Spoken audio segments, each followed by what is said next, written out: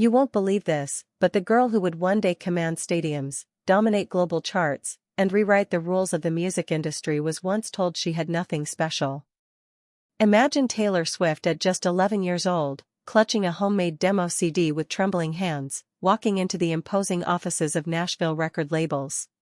She was too young to drive, too young to vote, but old enough to believe that her songs mattered. Yet one by one, doors closed in her face.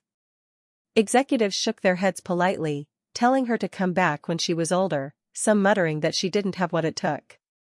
For a brief moment, it seemed like the dream that burned inside her was visible only to herself.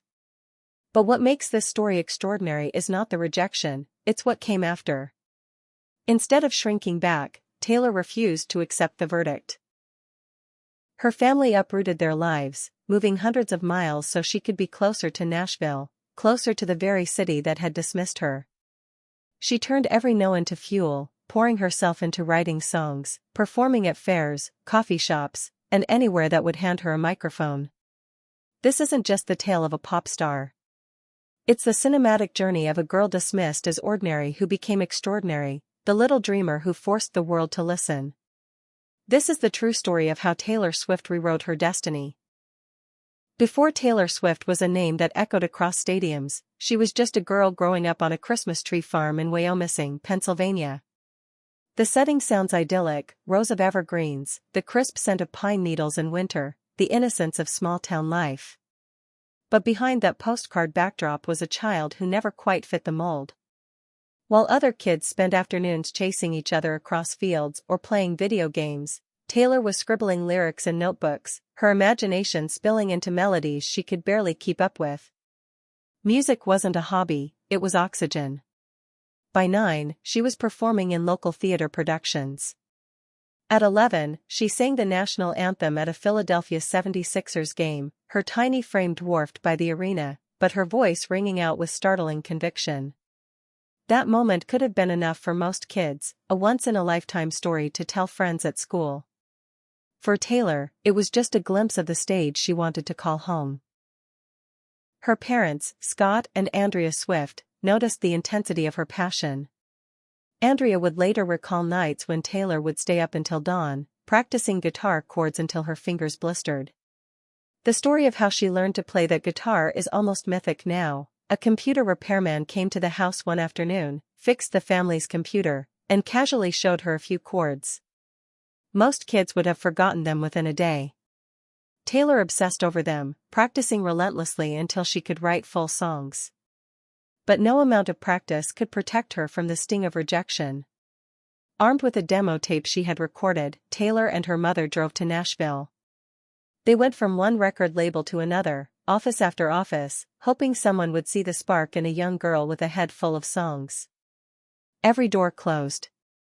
Executives smiled, said she's too young, or worse, that she simply wasn't marketable. Imagine being 12 years old and hearing that your dream, the one that feels stitched into your DNA, isn't worth investing in. For many, that would have been the end. For Taylor, it was the beginning of something else, defiance. The Swifts made a bold decision. They left their home in Pennsylvania and moved to Hendersonville, Tennessee, just outside Nashville. This wasn't a casual relocation, it was a gamble, a family bet on their daughter's talent. They left behind friends, familiarity, and security, trading them for a chance at proximity, to be close to the heartbeat of country music. Taylor was suddenly the new girl at school, a teenager balancing algebra homework with nights spent at open mic sessions. She sang in coffee shops where the audience barely looked up from their laptops. She played county fairs where her voice competed with the clatter of rides and the smell of fried dough. Each performance was far from glamorous, but she treated them like arenas, studying how to hold attention, how to recover when things went wrong, how to connect. During these years, her notebooks filled faster than ever. Unlike many young performers who leaned on professional songwriters, Taylor insisted on writing her own lyrics. Her songs were diaries with chords, stories of crushes, heartbreak, and longing. They were raw, sometimes naive, but striking in their honesty. She wasn't trying to sound like anyone else. She was trying to sound like herself. And slowly, the city that had once ignored her began to take notice. A local songwriter took her under his wing, offering to co-write. A small-time producer gave her studio time. These weren't major breaks, but they were cracks in the wall of rejection. Through each small opportunity, Taylor learned not only the craft of songwriting but the business of music. Her father, a financial advisor, taught her about contracts, royalties, and publishing rights. By the time she was 15, Taylor Swift was not only an artist but also a strategist, quietly preparing to navigate an industry notorious for swallowing young talent whole. The true turning point came when she crossed paths with Scott Borchetta, a music executive leaving a major label to start his own, Big Machine Records. At the time, Borchetta had no artists, no guaranteed success, just a vision. Many in the industry thought he was reckless. But when he saw Taylor perform, he recognized something others had dismissed: a relentless drive, a voice with both fragility and steel, and lyrics that carried more truth than most adults could write. Signing Taylor was a gamble. For Borchetta, it was betting the future of his label. For Taylor, it was validation after years of closed doors. At 16, she released her debut album, simply titled Taylor Swift. On the cover, she stared out with a youthful confidence, curls cascading, eyes daring the world to notice her. Songs like Tim McGraw and Teardrops on My Guitar weren't just catchy, they were deeply personal, pulling listeners into her teenage world. The album didn't explode overnight, but it simmered, building a fanbase of young listeners who saw themselves in her words. It lingered on the charts week after week, quietly announcing that the girl once told she had nothing special was here to stay. But what really distinguished Taylor during these years wasn't just the music. It was the grind. She toured relentlessly, opening for bigger acts, performing night after night, often to audiences who hadn't come to see her. She didn't treat it as background noise, she treated it as a challenge. She learned how to win over a crowd that didn't know her name when the set began but was singing along by the end. Still, even as momentum grew, Taylor faced skepticism. Some critics dismissed her as a manufactured teen act, a pretty face with little depth. They couldn't have been more wrong.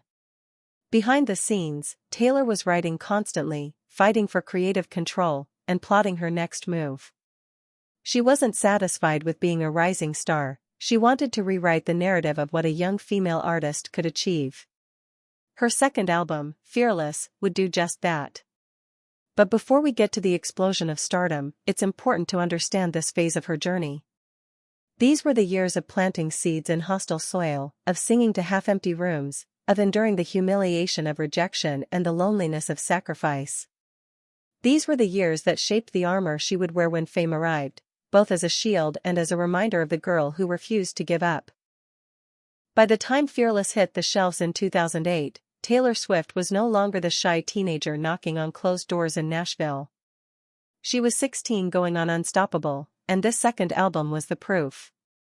Fearless wasn't just a success, it was a phenomenon. With songs like Love Story and You Belong With Me, she bridged the gap between country and pop, capturing the hearts of teenage girls who saw themselves in her lyrics and older listeners who admired her storytelling. It debuted at #1 on the Billboard 200 and stayed on the charts for over a year. But the real explosion came with recognition. In 2010, at just 20 years old, Taylor became the youngest artist in history to win the Grammy for Album of the Year. For someone once told she had nothing special, standing on that stage with the industry's highest honor in her hands was poetic justice.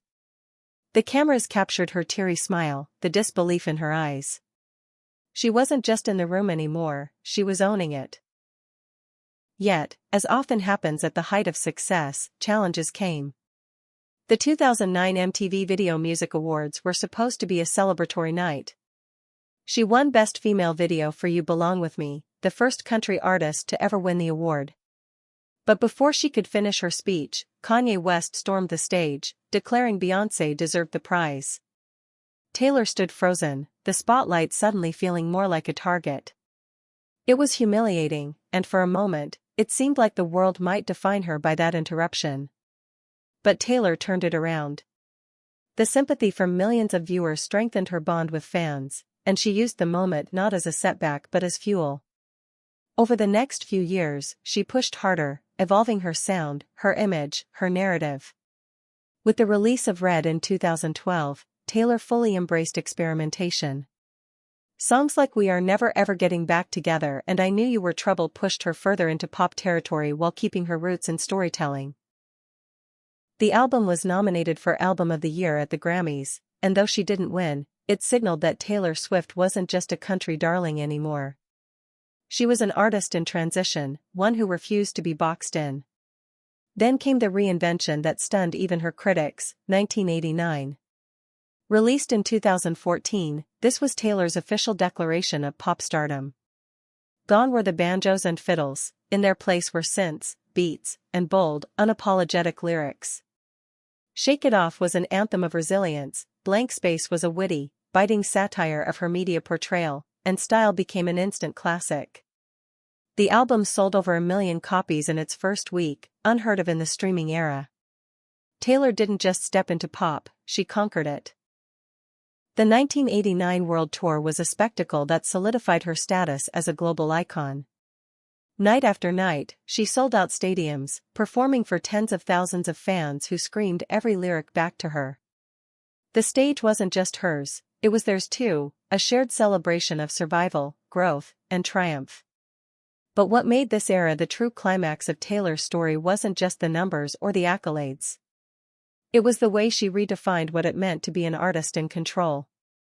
When Apple Music launched and initially refused to pay artists during free trial periods, Taylor wrote an open letter. Within 24 hours, Apple reversed its policy.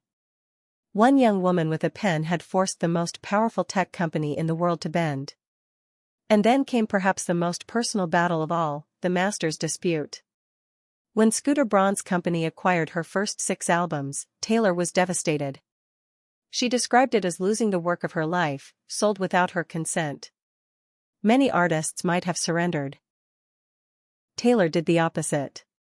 She announced she would re-record every album, reclaiming ownership of her art. Critics called it impossible. Fans called it genius. And when Fearless, Taylor's version, and Red, Taylor's version, debuted at number 1, it became clear, Taylor had won. The girl once told she had nothing special was now dictating the future of music itself. She wasn't just performing anymore, she was shaping the rules, bending billion-dollar industries to her will. And as the stadium lights blazed, the crowds roared, and her lyrics echoed across generations, it was undeniable. Taylor Swift had transformed rejection into a revolution. Today, Taylor Swift is more than a musician. She is a cultural force, a symbol of resilience, and proof that sometimes the very thing dismissed as ordinary can become extraordinary. From a Christmas tree farm in Pennsylvania to stadiums across the globe, her journey isn't simply about music. It's about refusing to accept the limits others place on you.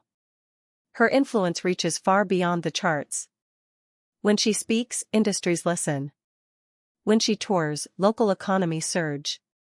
When she writes, millions connect not just with catchy melodies but with raw, unfiltered honesty.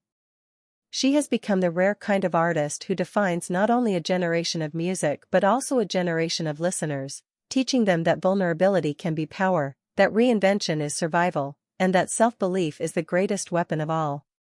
Look at her now, re-recording her masters, topping charts with albums she first wrote as a teenager, and selling out the largest stadium tour in history. She has turned obstacles into milestones, and rejection into a story of redemption so complete it borders on myth. Yet it's real, and that's why it resonates. The lesson is clear, rejection is not the end of your story. It is the beginning of a different one. Taylor Swift didn't succeed because the world opened doors for her. She succeeded because she kept knocking until the hinges came off. So the next time you hear the word no, remember her. Remember the 11-year-old girl who was told she had nothing special. Remember how she turned silence into symphonies, and doubt into dominance. And remember that your destiny, like hers, is something you can rewrite, if you have the courage to keep going. Taylor Swift's story isn't just entertainment. It's a mirror, a reminder that greatness often begins with rejection. The labels in Nashville couldn't see it, but she did.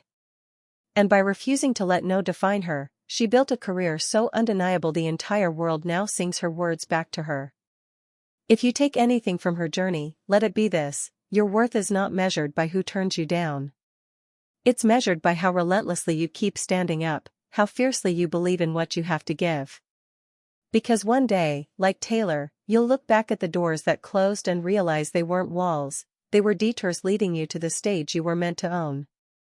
And if you found yourself inspired by this story, don't stop here.